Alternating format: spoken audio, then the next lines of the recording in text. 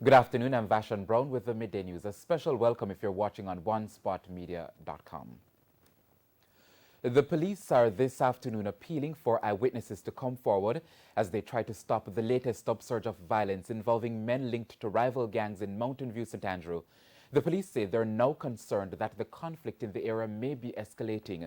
There was a meeting last night at the Jakes Road Community Center with residents, officials of the Jamaica Labour Party, the People's National Party, as well as the security forces to discuss ways to stop the bloodletting. Police and soldiers maintaining a presence in Mountain View, St. Andrew.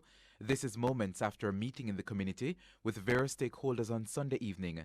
Head of the Kingston Eastern Police Division, Superintendent Victor Hamilton, says people living in the Jakes Road, Goodrich Lane and Backbush areas have been killed in the ongoing conflict. Persons have been killed out of the Mountain View space. At least 4, maybe 5. But they are from both communities. And it is believed that it is a result of this conflict. Why they were killed. All right, so when they were killed in other spaces, we have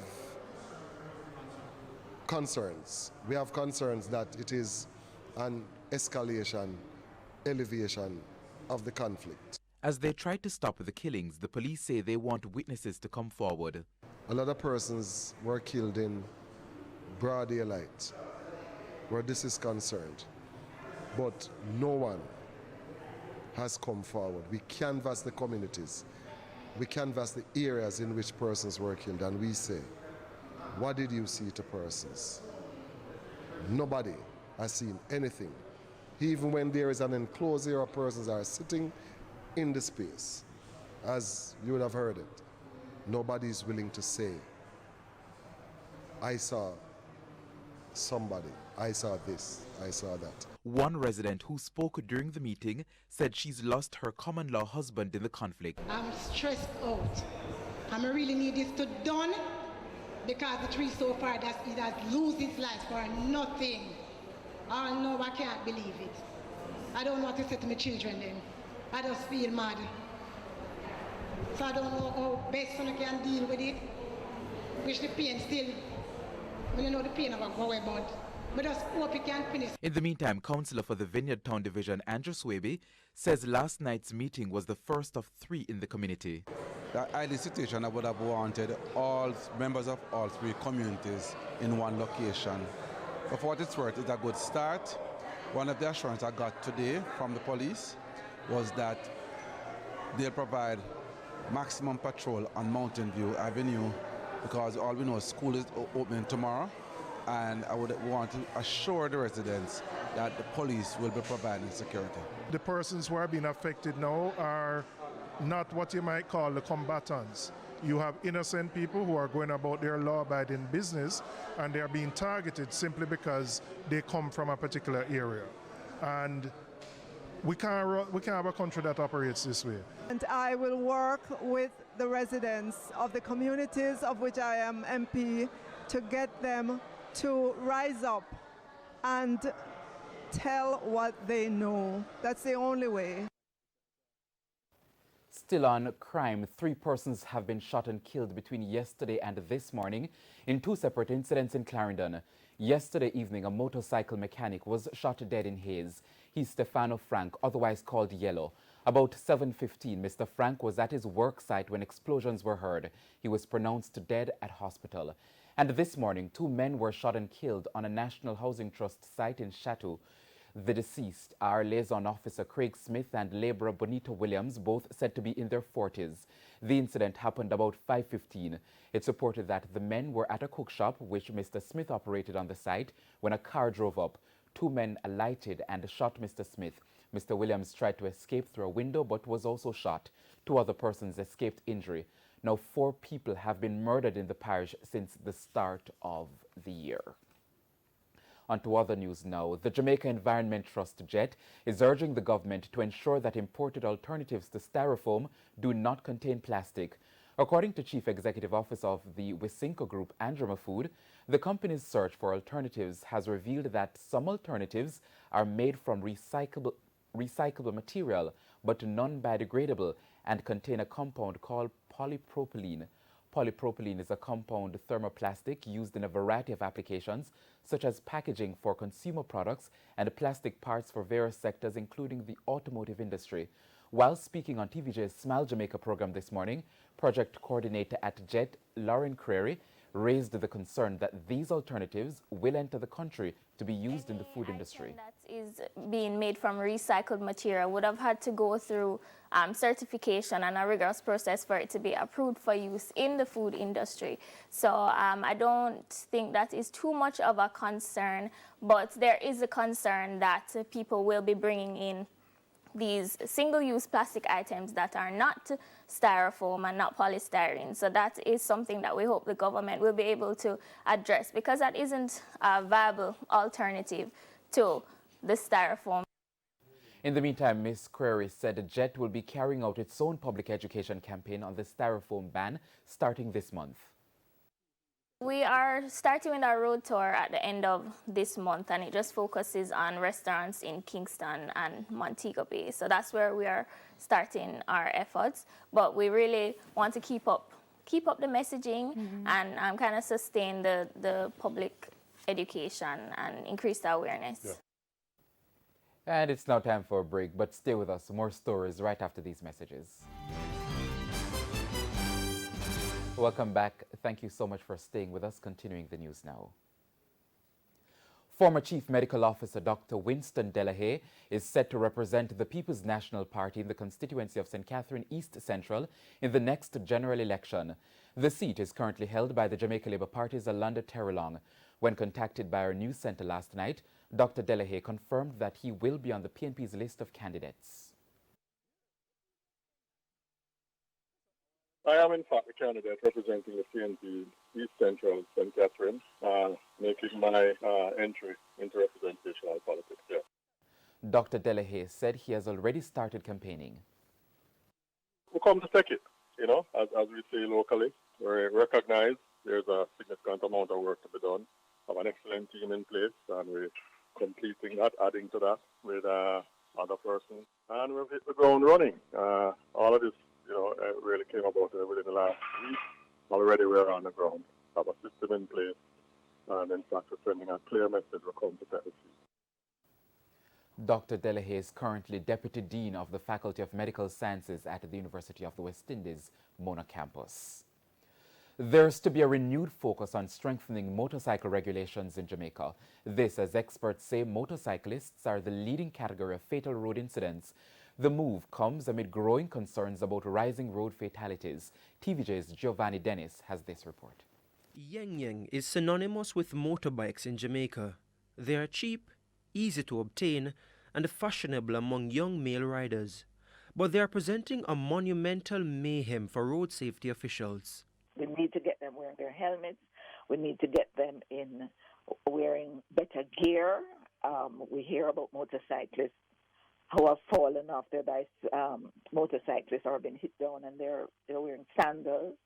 They're wearing no-sleeve shirts. So, there's a lot of damage in addition to what may be spinal cord or head injury. But the skin abrasions that happen when you hit a pavement also presents a lot of challenges for the doctors, and a lot of skin has to be cut away. 133 persons died from bike crashes in 2019. That is almost one-third of the total road deaths, 435. Mrs. Fletcher disclosed that a committee is in the process of formulating regulations governing motorbikes. We really have to drill down into what's happening with motorcyclists, which is why a committee was set up some months ago, and there is meaningful work that has actually taken place, but it's still going to take a level of investment to get it to a point where we can get through to motorcyclists that they need to be trained, they need to be certified. But she laments the Island Traffic Authority still has work to do to make itself ready to certify all the rapidly growing number of motorcyclists in Jamaica. We're not quite there yet, because the Island Traffic Authority needs to have a much stronger capacity to train motorcyclists. To be honest, if everybody, all the unlicensed motorcyclists were to turn up at the doors of IT, they would have a problem in terms of capacity to train to certify. A stakeholders meeting is scheduled for Thursday, January 9. Officials from the National Road Safety Council will meet with Prime Minister Andrew Holness and the various ministries to discuss a national response to rising road-related deaths. 322 persons died in 2017, 389 in 2018, and 435 in 2019, the highest since 1993. Giovanni Dennis, TVJ News. Delays at Portia Simpson Miller Square in 3 Mile St. Andrew are expected to ease early this week with the commissioning of traffic signals. This comes as motorists have been complaining about the congestion in the area due to the lights not yet being activated and the lack of road markings. Communications Manager at the National Works Agency NWA, Stephen Shaw, says the only thing left to do is for the vehicle detectors to be installed, which should be done before the middle of this week.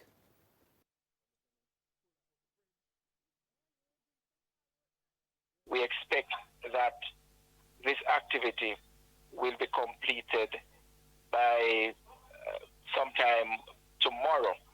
Now, this will give us the opportunity, therefore, to commission the lights into service by the latest Tuesday of this week. He says the road markings will also be completed shortly. The activities might have been outstanding for different reasons, to include where defects had to be remedied before the marks would have been put down. And so we expect that those things will be treated with each other so that persons will have good sighting of these lane dividers so that, the roads are used accordingly. News overseas now. A 5.8 magnitude quake hit Puerto Rico this morning, unleashing small landslides, causing power outages and severely cracking some homes. It was one of the strongest quakes yet to hit the U.S. territory that has been shaking for the past week. There were no immediate reports of casualties. The U.S. Geological Service says the quake struck at 6:32 a.m. just south of the island at a relatively shallow depth of 10 kilometers. There was no tsunami threat. Residents in southern coastal towns have posted pictures of partially collapsed homes and large boulders blocking roads. Previous quakes of lesser magnitudes in recent days have cracked homes and led to goods falling off supermarket shelves. And time now for sports. Jamaica Scorpions enter the final few days of preparation for their opening regional 4-day game on Thursday. Now the team will be hoping their senior players get them off to a winning start against the Trinidad and Tobago Red Force. Here is Renardo Brown with the details. With the team languishing at the foot of the 6-team table for the past few seasons, there is no pressure on senior players to deliver. One of those players is batsman Jermaine Blackwood, who has found runs hard to come by at the regional level in his past 2 seasons. This year is Super 50. I didn't really, put in a good performance, but that happened to every cricketer. So I'm just focusing right now on the 4 days. The last couple of weeks have been good training, so I'm feeling very confident right now and I'm hitting the bar pretty good. So just hopefully I can take that into the first game against Trinidad.